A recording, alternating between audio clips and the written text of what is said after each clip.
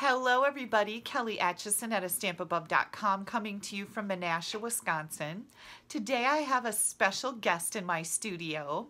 This is Molly. You guys have seen pictures of Molly stamping with me before. And Molly, show them the picture that you just made. Look at the watercolor picture she just made. Isn't it adorable? Yeah, so Molly's got a little desk set up right over on the side here. And I told her I had to make a video, and I'm like, hey, you could be in my video. So that's pretty cool. Show everybody what you're snacking on, Molly. What are those? Those are jalapeno cheddar Cheetos. And I took a picture and put it on Facebook yesterday, I think, or a few days ago. And everybody was like, oh my gosh, how can you have that in your stamp room? And that would make such a mess. No, we work quite fine with the jalapeno cheddar Cheetos. Today I've got a great tip for you on my Wait What Wednesday tip video. We're going to talk about the stamps in the catalog and their size because I've been getting some questions. And Dee Blythe made an excellent reference in a comment she left on my YouTube video from last week. And I thought, you know what? That's a great subject to touch on. So hang tight. I'm going to turn my camera around and we're going to talk about stamp sizing. So I just wanted to point out to you, I've had people ask me, what size are these stamps? I would like to know what size these are because I need to know if they're big enough, and questions like that. And what I think you'll find kind of surprising, if you don't know this already, is that all of the images shown in the Stampin' Up! Catalogs are real life sizes. And that means that when you order this stamp set, this circle stamp is really that big. This stamp is really that big. The Serene Garden, which I just happen to have right here, okay, the stamps are just as big as the pictures in the catalog.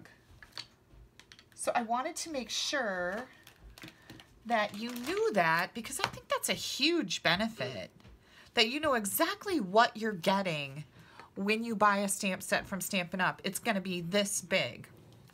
And I also wanted to point out that all the stamps are at their size shown in the catalog unless otherwise noted.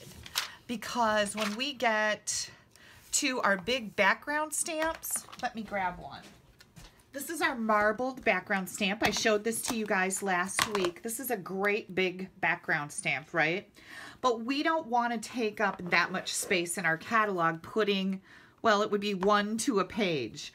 So it's got just a little tiny thumbnail photo of the real size. This is the real size of the stamp in this little circle, and then it shows you what the whole image looks like. So that's just to save some space in our catalog. But just so you know, all of these stamps, these are, oh, and here's another great example.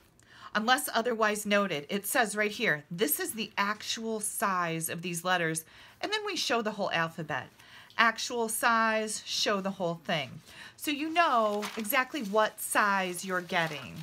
And if you didn't catch my video so if you happen to miss my Feature Friday video using the Serene Garden, look at this beautiful card.